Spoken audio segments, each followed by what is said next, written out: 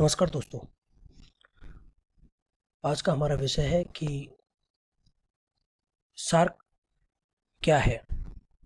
आपने बिकॉज हम सभी एशिया का पार्ट हैं तो आपने सार्क के बारे में सुना होगा। सार्क यानी दक्षेस।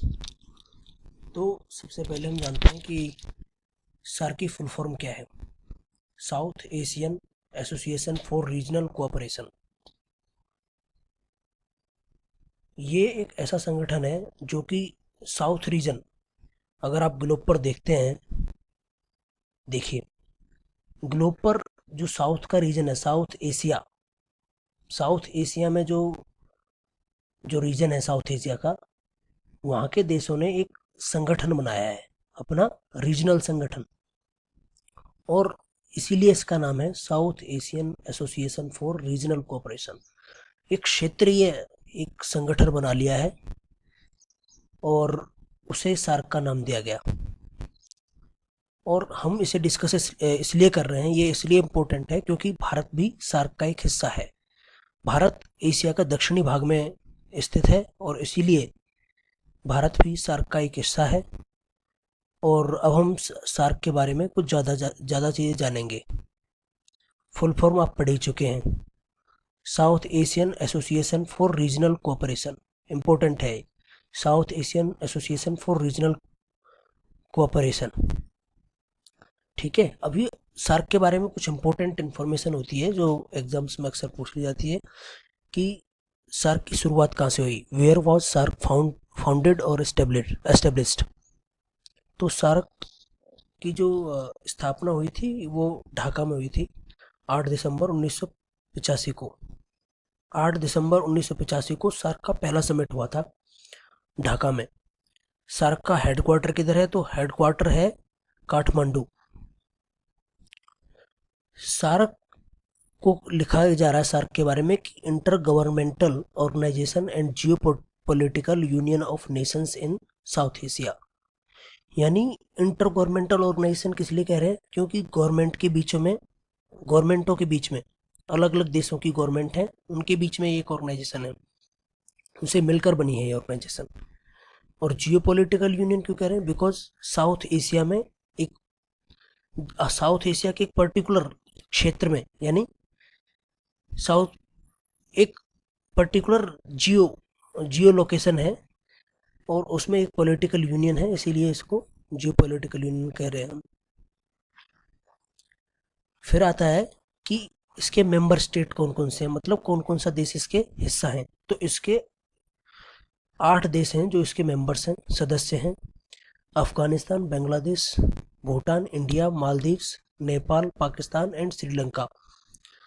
तो ये 8 देश इसके मेन मेंबर देश हैं।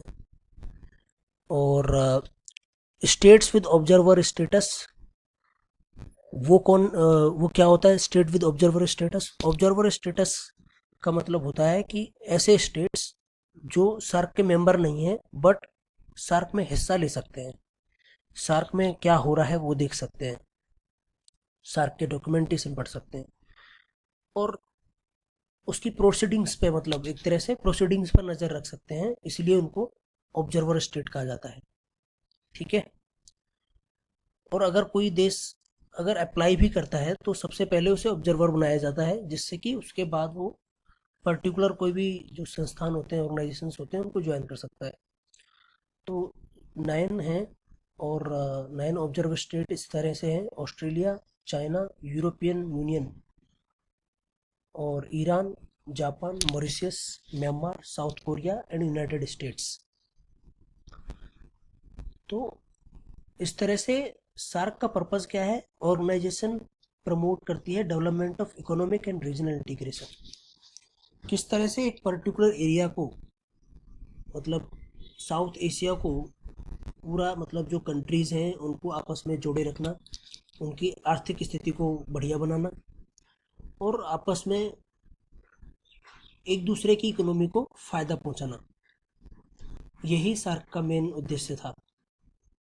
तो इससे रिलेटेड कुछ एग्रीमेंट्स हुए थे 2004 में। एक साफ्टा करके एग्रीमेंट हुआ था, बहुत ही इंपॉर्टेंट रहा वो। तो साफ्टा क्या बोलता है, South Asian free trade area. South Asian free trade area, यानी जो देश सार्क के हिस्सा हैं उनके बीच में ये south Asian free trade area agreement हुआ था 2004 में। उस समय 12वां समिट चल रहा था सार्क का इस्लामाबाद के अंदर, जो कि 2006 से लागू हुआ था, 1 जनवरी 2006 से। तो ये ट्रेड एग्रीमेंट क्या कहता है? ये ट्रेड एग्रीमेंट ये कहता है कि जो आपस में मेंबर स्टेट्स हैं, तो वो, क्योंकि अगर कोई देश एक दूसरे देश से मतलब व्यापार करता है, ट्रेड करता है, तो कस्टम ड्यूटी लगती है।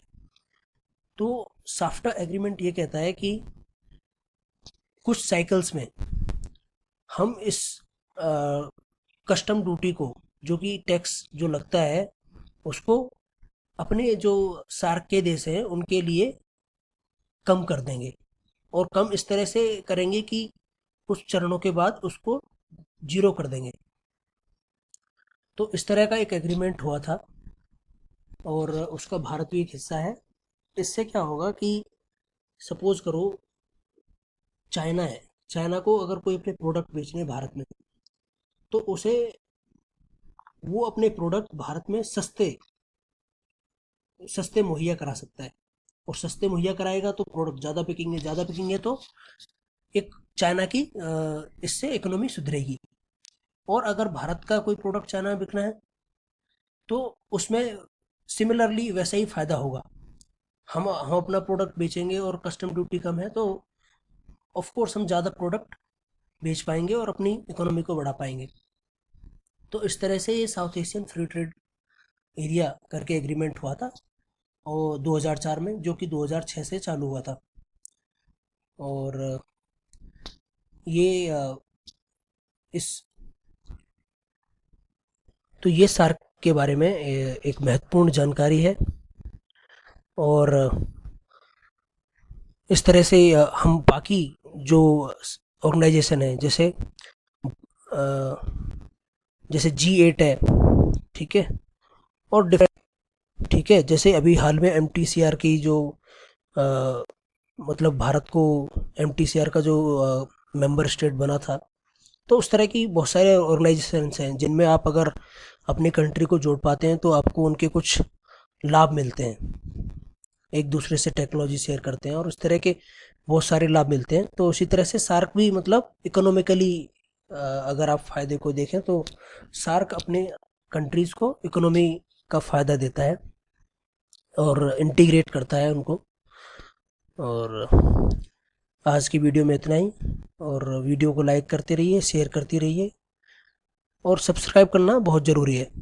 Thank you.